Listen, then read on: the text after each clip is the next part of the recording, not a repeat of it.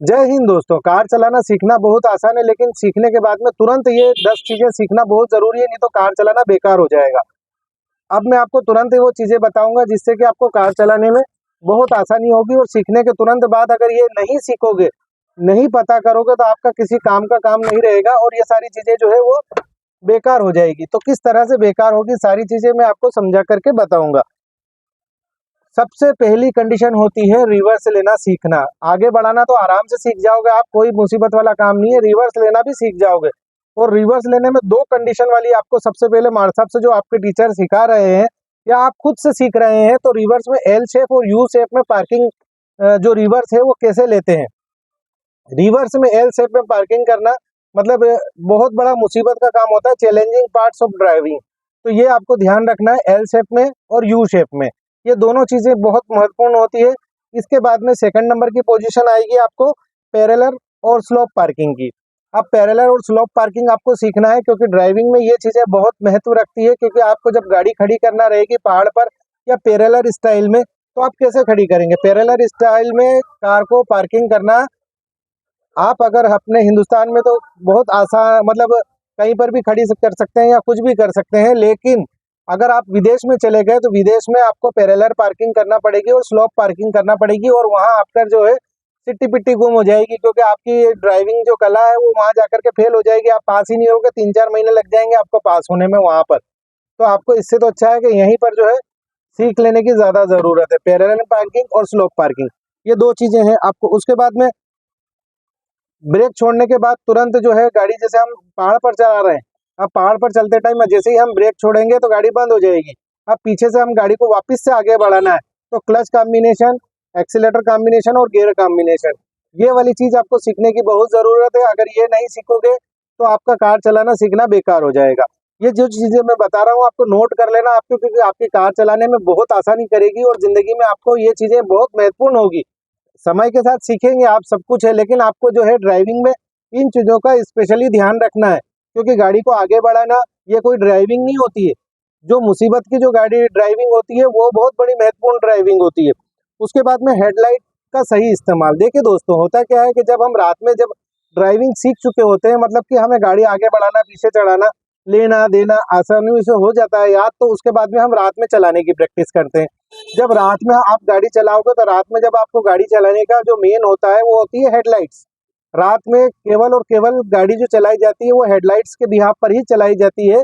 तो हेडलाइट, जब तक आपको हेडलाइट का कॉम्बिनेशन समझ में नहीं आएगा कि लो बीम क्या होता है, हाई बीम क्या होता है, कौन से स्पेयर कहाँ पर स्पीड ब्रेकर के यहाँ पे लो वाला चलाना चाहिए कि हाई वाला चलाना चाहिए, इंडिकेटर कितने समय पर देना चाहिए, स्पीड ब्रेकर के यहाँ पर किस तरह से गाड़ी को रोकना चाहिए, तो ये चीजें जो है आप नहीं समझेंगे तो आपको जो है ड्राइविंग में बहुत मुसीबत आएगी। क्योंकि रात में गाड़ी चलाना सबसे टिपिकल काम होता है गाड़ी चलाने का।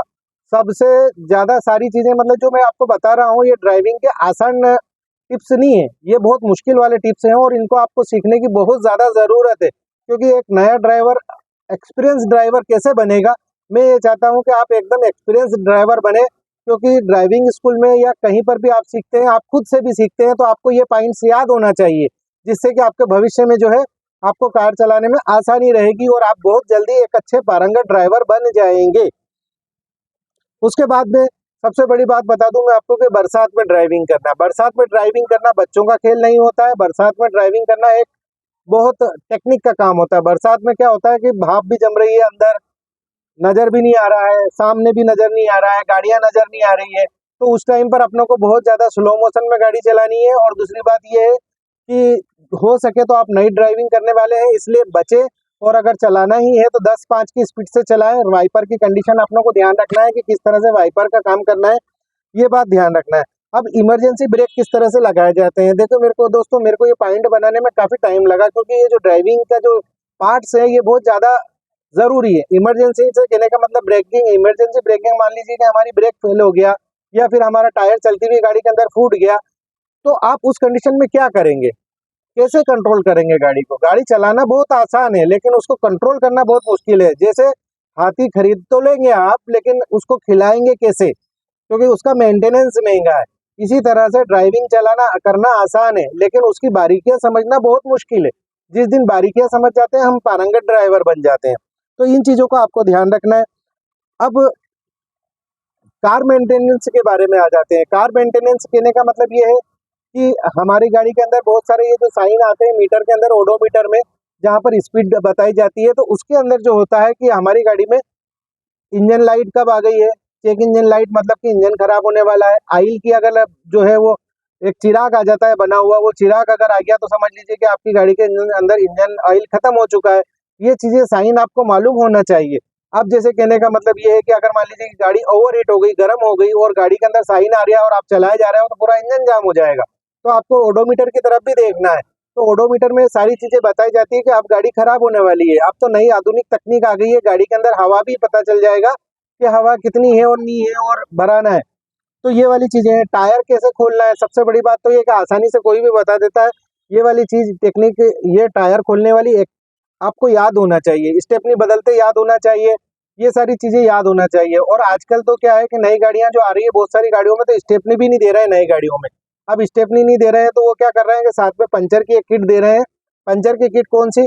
खाली आपको जो ऑटोमेटिक जैसे ये ट्यूबलेस टायर के अंदर एक ट्यूब आती है, एक सुम्बा आता है और एक रस्सी आती है, अंदर डालो निकाल लो।